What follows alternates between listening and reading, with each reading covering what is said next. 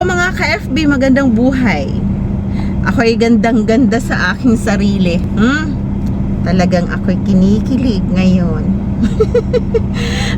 Marami na po yata tayo na mga nakaka-experience na ganyang digital creators, no? Dahil sa mga ganyan, madami-dami, mahigit po 500 ang ngayong araw. Tapos yan na lang po yung natitira natin.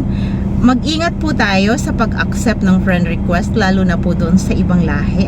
Hindi ko naman po nilalahat, pero dapat talagang i-check po ng maigi, kasi sila po yung magiging dahilan para po masira yung account natin.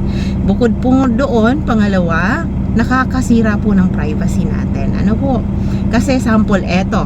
Ayan, sample, isa lang yan. Pero marami silang gumagawa niyan, ha? Kahit hindi po ibang lahi, kahit na po kapwa natin Pinoy. Naku po, tawag ng tawag. Hindi po ibig sabihin porque may messenger tayo ay free po tayong tawagan ng kahit na sino. Hindi po yun tama. Pangalawa, ayan pa, sample po, Ayan, medyo edukado naman yung dating, maayos naman magsalita. Pero nakakatakot syempre i-entertain. Katakot po.